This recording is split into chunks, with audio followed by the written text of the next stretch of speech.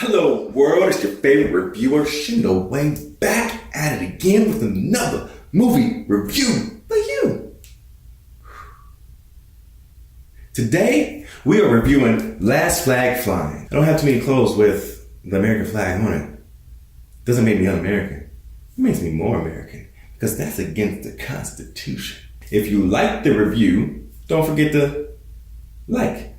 You can subscribe right now so you don't have to think about it later. Hit the bell next to the subscribe button so you get my reviews as soon as I post them. And if you want to know why I gave this movie a solid C, stay tuned. Intro, sir.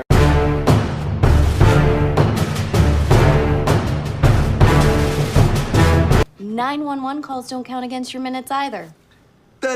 Come on. That's all right. If I say yes, will you shut the hell up so we can get our train? I'll shut up. Okay. Yeah! Come on. Y'all remember the days of minutes? 300 minutes, 500 minutes. Remember nights and weekends? We've come a long way. Unlimited everything now. Last Flag Flying, directed by Richard Linklater, who also directed Boyhood, School of Rock, great movie, I loved it, and Fast Food Nation. He brings us into this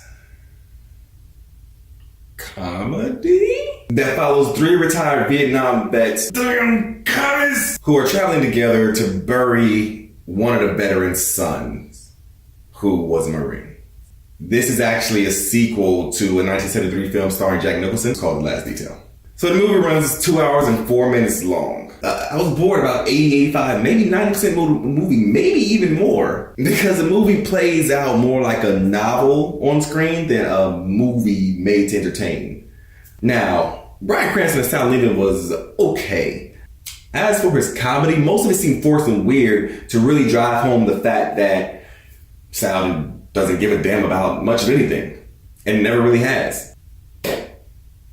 His character was just a little bit over the top for me. Then we have Laurence Fishburne as Richard Mueller, the Mauler. This is a character that fit him and he pulled off well. And obviously he was a very stark contrast to Sal. And they played an obvious angel-demon dynamic in the ears of Doc. But Richard Mueller was underwhelming as a character and just seemed to be hopping along for the ride as a third wheel. Then we have Steve Carell as Larry Shepard, or Doc as most people call him throughout the movie. I honestly think Carell is underrated as a dramatic actor. But he continuously showed me that he can pull it off very, very well. This is not his best performance, but it is a great one. I kind of hate that he has such a distinguishable smile. You know, his smile is really distinguishable and one of a kind.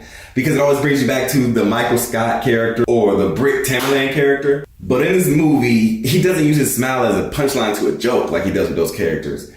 It's more of a warm smile. Most of the movie, Doc is a very melancholy fellow because of the trials he's gone through. And when he smiles, it really comes through as genuine and warm. I really love that. Then there was a surprise performance from J. Quinton Johnson as the Marine Washington. And he was also Doc's son's best friend.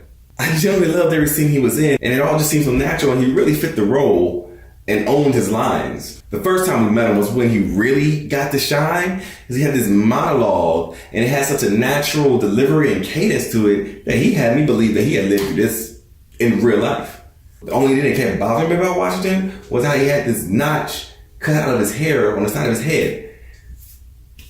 It has nothing to do with character or acting or anything. It just bothered me.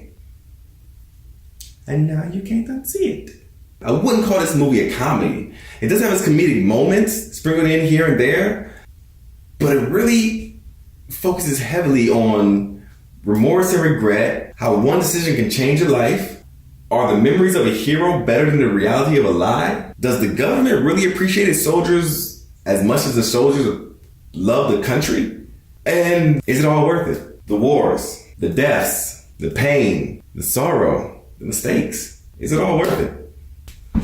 Overall, this movie did not do much for me. It was basically just one long conversation after another with a little bit of fun in between. This movie was about veterans for veterans. So should you go to the movies? Don't get caught up in the big names of the actors. The story is too long, dry, and boring to really entertain the masses. And it basically is just a book on film. But maybe if you're a vet, it will speak to you. entertained? No, sir, I am not entertained. And that is why I gave The Last Flag Flying a solid C. Go check it out on Redbox, if you must. Well, that's it for this review. Up next is Justice League, which I am honestly excited about. I really hope it's good for all of our sakes, especially DC's universe sake. But until then, you keep enjoying the movies, and I'll keep you away from the bad ones.